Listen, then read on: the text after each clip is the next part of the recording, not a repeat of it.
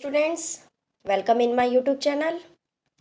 Last video में हमने जनसंख्या विस्फोट का अर्थ, भारत में और गुजरात में स्त्री पुरुष का जनसंख्या का प्रमाण एवं उसके आलेख के बारे में तथा उम्र समूह के आधार पर हमने जनसंख्या के बारे में जानकारी ली थी और उसके आलेख को भी समझा था। अब इस वीडियो में हम जनसंख्या वृद्धि के कारण, क्या क्या कारण हैं, उसके बारे में जानकारी लेंगे और उसका विश्लेषण करेंगे। ठीक है, सभी तैयार हो जाइए, रेडी हो जाइए समझने के लिए। जनसंख्या वृद्धि के कारण। जनसंख्या वृद्धि को असर करने वाले मुख्य दो परिबल हैं। एक है जन्म दर और दूसरा है मृत्यु दर। जैसे मैंने आपको आगे बताया था कि जन्म दर तो हो रही है, लेकिन उसके सामने मृत्यु दर कम हो रहा है, तो ये भी हो सकता है जनसंख्या बढ़ने का कारण। जन्म का प्रमाण अधिक हो जाना, ये भी हो सकता है। तो जन्म दर और मृत्यु दर में उत्पन्न अंतर ही जनसंख्या वृद्धि का कारण है। दूसरे शब्दों में कहें तो ऊंचा जन्म दर और नीची मृत्यु दर जनसंख्या में वृद्धि करता है। अब जन्म दर का अर्थ देखते हैं कि जन्म दर का अर्थ क्या होता है। प्रत्येक वर्ष प्रति हजार की संख्या में जब भी जन्म संख्या जनगणना की जाती है तो प्रत्येक 1000 व्यक्तियों के स्तर पर की जाती है। ठीक है, तो प्रत्येक वर्ष प्रति 1000 की जनसंख्या पर जन्म लेने वाले बालकों की संख्या को जन्म दर कहा जाता है। क्या? प्रति वर्ष प्रत्येक 1000, जो भी 1000 जनसंख्या है उसके सामने जितने बच्चों का जन्म हुआ हो, वह जो संख्या है उस संख्या को जन्म दर कहते हैं। जन्म दर को हम सूत्र के रूप में दर्शा सकते हैं कि वर्ष दौरान नवजात जीवित बालकों की संख्या। इसमें भी क्या ध्यान रखना है? जीवित, मृत बच्चों का नहीं, मृत जन्मे हुए बच्चों का जन्म दर नहीं लिया जाएगा। जो जीवित जन्मे हुए बच्चे हैं उनका, और उनकी संख्या को कुल जनसंख्या से विभाजित करके, मतलब भाग करके उसको 1000 के साथ में हम गुणा करेंगे तो वो हमें जन्म दर मिलेगा। जन्म दर को प्रतिशत में दर्शाते नहीं हैं, अपितु प्रत्येक 1000 की जनसंख्या पर गिना जाता है। जनसंख्या में कुल कितनी बढ़ोतरी हुई है इसकी जानकारी जन्म दर के आधार से प्राप्त होती है। जनसंख्या नीति निर्धारित करने में जन्म दर के आंकड़े अत्यंत उपयोगी हैं।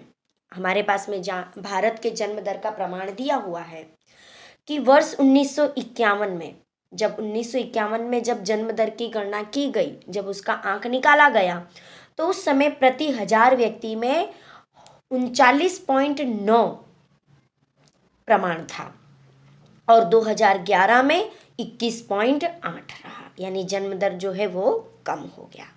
भारत में 1951 में जन्म दर का प्रमाण 39.9 था, जो घटकर 21.8 यानी कि 18.1 का अंतर जानने को मिला, जो मंद दर पर जन्म दर में कमी को निर्देशित करता है। यानी जन्म दर क्या हुआ?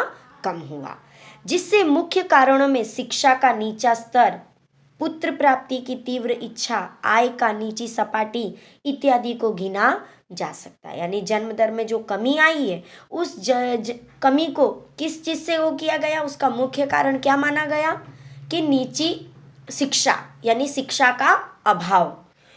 और पुत्र प्राप्ति, उस समय क्या होता था? पुत्र प्राप्ति की तीव्र इच्छा होने के कारण अगर गर्भ की जांच कराई जाती थी तो गर्भ की जांच कराने पर यदि मालूम होता था कि पुत्री है तो उसका गर्भ, मतलब भ्रूण हत्या उसकी कर दी जाती थी। इसकी वजह से भी जन्म दर का प्रमाण जो है वह नीचे रहा है। और कई जगह पे ऐसा भी रहा कि आय जो, मतलब इनकम जो होती है, तो वो इनकम कम होने के कारण भी कम बालकों का जन्म, यह उसको महत्व दिया गया। अब देखते हैं मृत्यु दर का अर्थ। मृत्यु दर का अर्थ क्या? तो जैसे हमने जन्म दर का लिया वैसे ही हम मृत्यु दर लेंगे।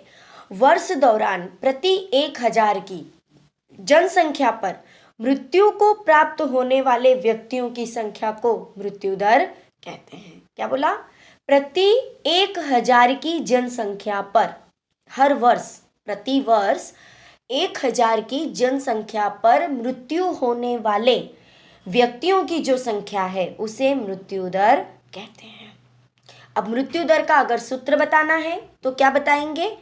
एक वर्ष दौरान मृत्यु को प्राप्त होने वाले व्यक्तियों की संख्या, और उसको हम कुल संख्या से विभाजित कर देंगे, यानी कि भाग करेंगे और 1000 से गुणा करेंगे।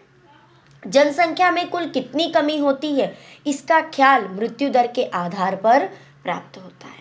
वर्ष दौरान कुल मृत्यु के अंक को किसी निश्चित माप को में दर्शाने से जनसंख्या में होने वाली कमी को निश्चित रूप से समझा जा सकता है। जैसे यहाँ पे हमारे पास में भारत में मृत्यु दर का प्रमाण, उसका कोष्टक दिया हुआ है कि 1951 में जब आंक मापा गया मृत्यु दर तो 27.4 था, जबकि 2011 में वो 0.7 मतलब 7.1 आकर रुका। यानी मृत्यु दर में भी क्या हो रही है? कमी हो रही है। ठीक है। भारत में 1951 में मृत्यु का प्रमाण जो था वो 27.4 था, जो 2011 में घटकर 7.1 यानी कि 20.3 का अंतर देखा गया। तो ये जन्म दर की तुलना में मृत्यु दर में बहुत ही कमी आई है, और जिसके मुख्य कारण कह सकते हैं कि अकाल जो भी कारण है, तो जीवन स्तर में सुधार होना, पौष्टिक आहार मिलना, चिकित्साओं की सुविधा यानी कि जो भी दवाइयाँ हैं उसमें नए नए परिवर्तन आ जाना, और इलाज, अच्छे अच्छे इलाज जो हो गए, मतलब बड़े बड़े रोगों के सामने इलाज मिलने लग गए हैं, सुविधाएं होने लगी हैं, और शिक्षा का बढ़ता व्याप, चिकित्सा विज्ञान एवं शल्य क्रियाएं यानी जो सर्जन करते हैं, मतलब कि जो ऑपरेशन वगैरह करते हैं, तो उसकी जो क्रियाएं हैं ये इसमें काफ़ी सुधार हुआ है। तो इन चीज़ों की वजह से, एवं जो भी रोग हैं, रोगों के सामने तरह तरह की वैक्सीन्स निकली हैं, दवाइयाँ निकली हैं, इन सभी के कारण जो मृत्यु का आंक जो है वो क्या हुआ? कम हो गया। ऊंचे जन्म दर के महत्वपूर्ण कारण। अब हमारा नेक्स्ट पॉइंट है कि ऊंचे जन्म दर के महत्वपूर्ण कारण क्या हैं। तो सामाजिक परिबल, सबसे मेन पॉइंट जो है वो है सामाजिक परिबल। तो सामाजिक परिबल के अंदर क्या आएगा? सार्वत्रिक विवाह प्रथा। भारत में विवाह यह धार्मिक संस्कार है। विवाह न करने वाले व्यक्ति के प्रति समाज शंका की दृष्टि से देखता है। इससे बचने के लिए प्रत्येक स्त्री पुरुष को अनिवार्य रूप से विवाह के बंधन में जुड़ना पड़ता है। अपाहिज भी अपवाद नहीं है, यानी किसी को कुछ तकलीफ है, किसी मतलब कोई लूला है, लंगड़ा है, अंधा है या बहरा है, तो ऐसा नहीं कि उनका भी विवाह नहीं होता है, उनको भी विवाह के बंधन में बंधना पड़ता है। ये हमारी समाज की एक मेंटालिटी जिसको हम कहते हैं कि वो है। विकसित देशों की तुलना में भारत में प्रत्येक स्त्री विवाह करती है। इस प्रकार सार्वत्रिक विवाह प्रथा से जन्म दर ऊंचा रहता है।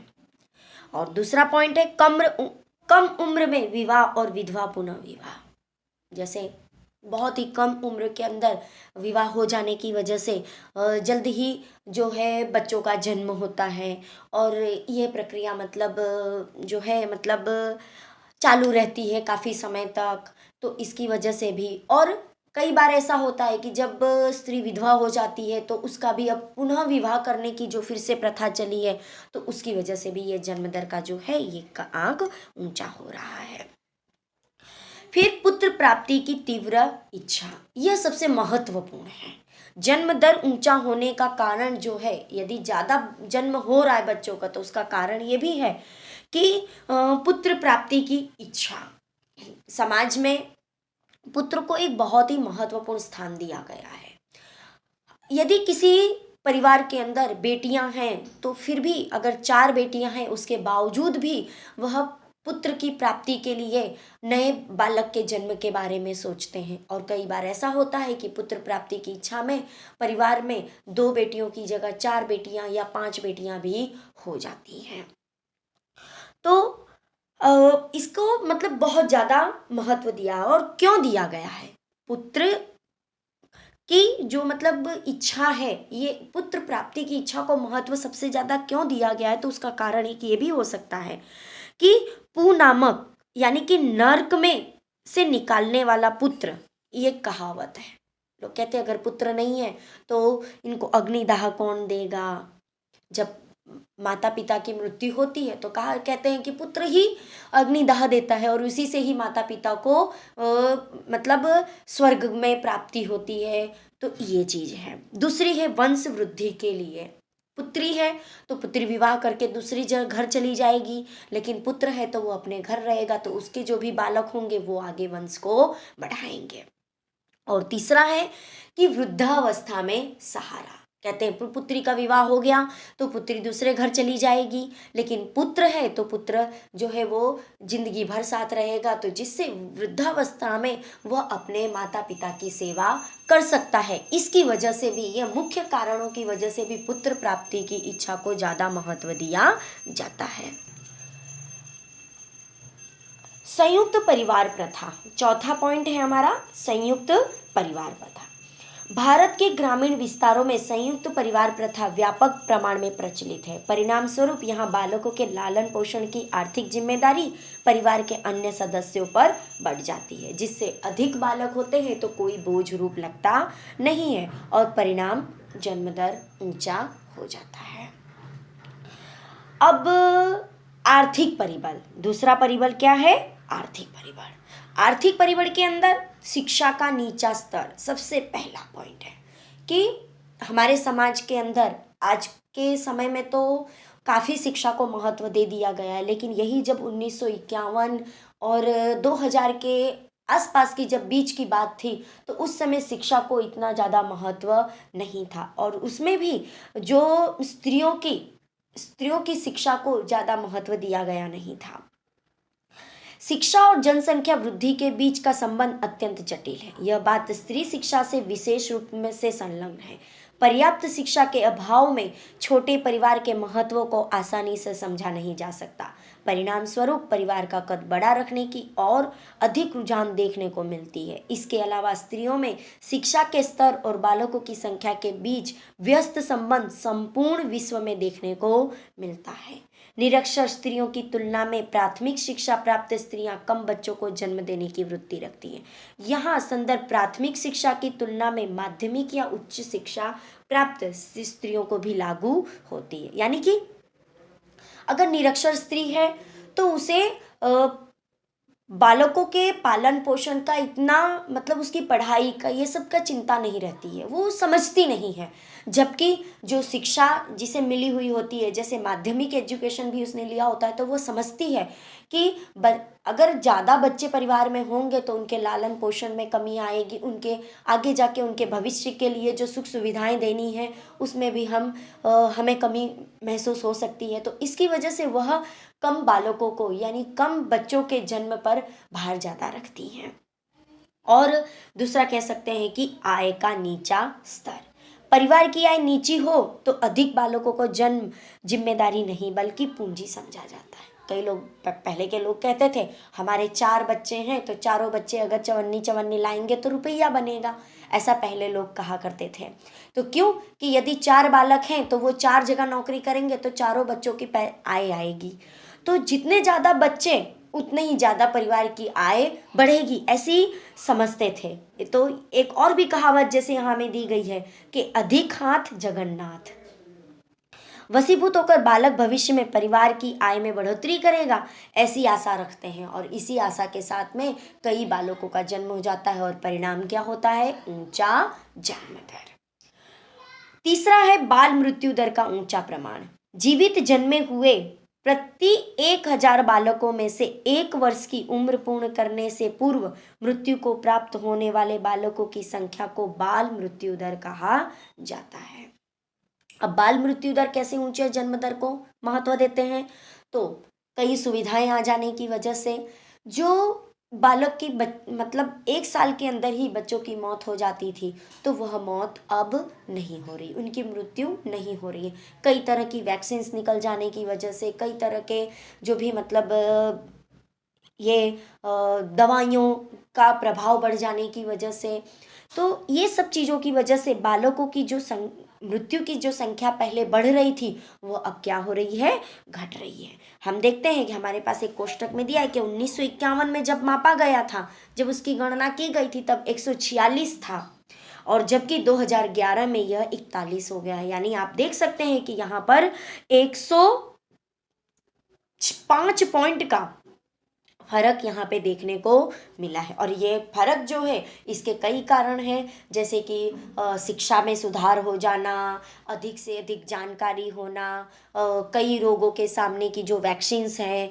वो निकलना, स्त्रियों में गर्भपात का प्रमाण होना, और पालन पोषण के लिए जो भी मान्यता थी उन मान्यताओं से बाहर निकलना। ठीक है, तो ये कई चीज है, तो ये इसकी वजह से भी जो है ये जन्म दर जो है वो ऊंचा रहा है। ठीक है, अब हमारा जो लास्ट पॉइंट है वो है अन्य परिबल। अन्य परिबल के अंदर हमारे पास 2 परिबल हैं, एक है ऊंचा प्रजनन दर और दूसरा है परिवार नियोजन संबंधित जानकारी का अभाव।